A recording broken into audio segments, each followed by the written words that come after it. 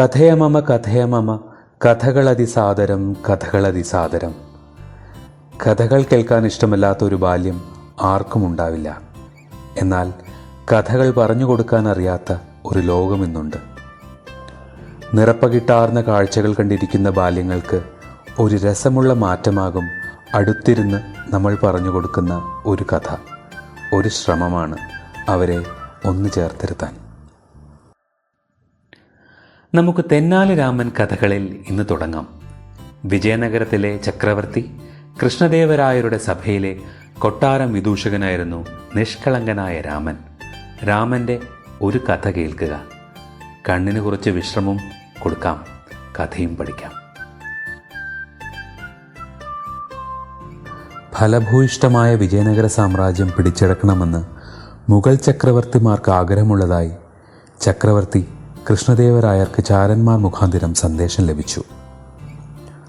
നല്ല സൈനിക ശേഷിയുള്ള മുഗളന്മാരുമായി യുദ്ധം ചെയ്ത് അവരിൽ നിന്ന് വിജയനഗര സാമ്രാജ്യത്തെ രക്ഷിക്കണമെങ്കിൽ ഇനിയും ഒരുപാട് പടക്കോപ്പുകൾ സംഭരിക്കേണ്ടിയിരിക്കുന്നു. അതിനായി മന്ത്രിമാരും സൈന്യാധിപന്മാരുമായി കൂടിയാലോചിച്ച് കൃഷ്ണദേവരായർ ഒരു പദ്ധതി ആവിഷ്കരിച്ചു. ആ പദ്ധതി അനുസരിച്ച് രാജ്യത്തിൻ്റെ വരുമാനത്തിലെ ഭൂരിഭാഗവും യുദ്ധചെലവിനായി നീക്കിവെക്കുവാൻ തീരുമാനമായി. യുദ്ധാവശ്യത്തിനായി കുറേയധികം കുതിരകളെ വാങ്ങുവാനും അവയിൽ ഓരോന്നിനെയും വിശ്വസ്തരായവർക്ക് വീതിച്ചു കൊടുക്കുവാനും അവയുടെ ചെലവിനായി പ്രതിമാസം 15 വെള്ളിക്കാശ് വീതം കൊടുക്കുവാനും ആവശ്യം വരുമ്പോൾ ഓരോരുത്തരും തങ്ങൾ വളർത്തുന്ന കുതിരയെ രാജാവിൻ്റെ സമക്ഷത്തിൽ ഹാജരാക്കണമെന്നും നിബന്ധനയായി. കുതിരയുടെ ആഹാര ചെലവുകൾക്കായി പ്രതിമാസം 15 വെള്ളിക്കാശ് കിട്ടുമല്ലോ എന്നറിഞ്ഞപ്പോൾ തെന്നാലി രാമനും ആവശ്യക്കാരനായി ചെന്ന് ഒരു കുതിരയെ ഏറ്റുവാങ്ങി തൻ്റെ വസതിയിലേക്ക് കൊണ്ടുപോയി.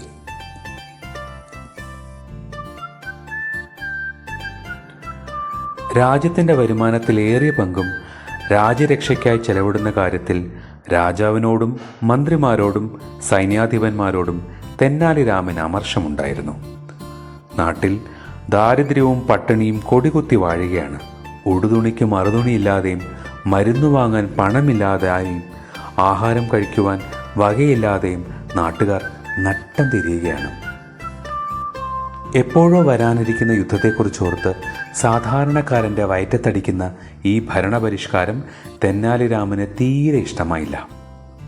യുദ്ധത്തിൽ വിജയം വരിക്കുന്നതിന് കുറേ തുരുമ്പ് പിടിച്ച ആയുധങ്ങൾ വാങ്ങിക്കൂട്ടിയിട്ട് യാതൊരു പ്രയോജനവുമില്ല. വിജയം നേടണമെങ്കിൽ നല്ല വീറും വാശിയുമുള്ള ചെറുപ്പക്കാരുടെ ആത്മാർത്ഥ സേവനമാണ് ആവശ്യം. അവർ പട്ടിണി കിടന്ന് ശക്തി ക്ഷയിച്ചാൽ ആയുധമെടുത്ത് യുദ്ധം ചെയ്യാൻ അവർക്കെങ്ങനെയാണ് കഴിയുക? തെന്നാലി രാമൻ്റെ സിദ്ധാന്തം ഇപ്രകാരമായിരുന്നു. പക്ഷേ മഹാരാജാവ് തന്നോട് അഭിപ്രായം ചോദിക്കാത്ത സ്ഥിതിക്ക് താനെതിന് തോക്കിൽ കയറി വെടിവെക്കണം. കാലം വരുമ്പോൾ യഥാർത്ഥം എന്തെന്ന് മഹാരാജാവിനെ ബോധ്യപ്പെടുത്തി കൊടുക്കാം. അങ്ങനെ ഒരവസരത്തിനായി ബുദ്ധിമാനായ തെന്നാലി രാമൻ കാത്തിരുന്നു. കൊട്ടാരത്തിൽ നിന്ന് തനിക്ക് കിട്ടിയ കുതിരയും കൊണ്ട് തൻ്റെ വസതിയിലെത്ത തെന്നാലി രാമൻ അതിന് വീടിന് പുറത്തുള്ള മുറിയിൽ കെട്ടിയിട്ടു. അതിന് തീറ്റയിട്ട് കൊടുക്കുവാൻ പാകത്തിന് ഭിത്തിയുടെ ഒരു വശത്ത് ചതുരത്തിൽ ഒരു പഴുതിട്ട് ബാക്കി ഭാഗങ്ങളെല്ലാം കല്ലുകെട്ടി അടച്ചു.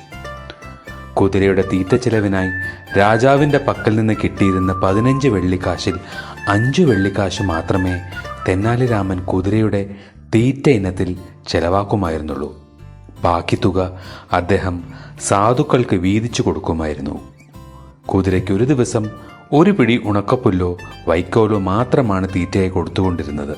അതുകൊണ്ട് ആ മൃഗം മെലിഞ്ഞ് മെലിഞ്ഞ് എല്ലും തോലുമായി തീർന്നിരുന്നു.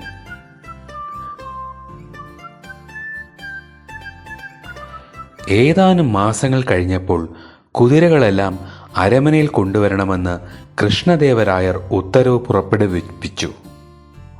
മറ്റുള്ളവരെല്ലാം തങ്ങൾ കൊണ്ടുപോരുന്ന കുതിരകളെ രാജസന്നിധിയിൽ ഹാജരാക്കിയെങ്കിലും തെന്നാലി രാമൻ മാത്രം തൻ്റെ കുതിരയെ കൊണ്ടുവന്നിരുന്നില്ല. അതുകൊണ്ട് മഹാരാജാവ് ക്ഷോഭിച്ചു. എടോ രാമ, താൻ മാത്രം എന്തുകൊണ്ടാണ് കുതിരയെ കൊണ്ടുവരാതിരുന്നത്? ക്ഷമിക്കണം പ്രഭോ, അടിയനെ ഏൽപ്പിച്ചിരുന്ന കുതിരയെ അത്ര പെട്ടെന്നൊന്നും അങ്ങയുടെ സവിധത്തിൽ ഹാജരാക്കുവാൻ സാധിക്കുകയില്ല. എന്തുകൊണ്ട്? രാജാവിൻ്റെ സ്വരത്തിൽ ക്ഷോഭം നിറഞ്ഞു നിന്നിരുന്നു. പ്രഭോ, അത് യാതൊരു അനുസരണയുമില്ലാത്ത ഒരു കുരുത്തം കെട്ട കുതിരയാണ്. മനുഷ്യരെ കണ്ടാൽ അതിന് കലിയിളകും. കടിക്കുകയും ചവിട്ടുകയും തൊഴിക്കുകയും ഒക്കെ ചെയ്യും. ഓഹോ, അങ്ങനെയോ? രാജാവിൻ്റെ ക്ഷോഭത്തിന് അയവ് വന്നിരുന്നു. എടോ താജുദ്ദീൻ! കൃഷ്ണദേവരായർ കുതിരാലയത്തിൻ്റെ ചുമതലക്കാരനായ ഉദ്യോഗസ്ഥനെ വിളിച്ചു.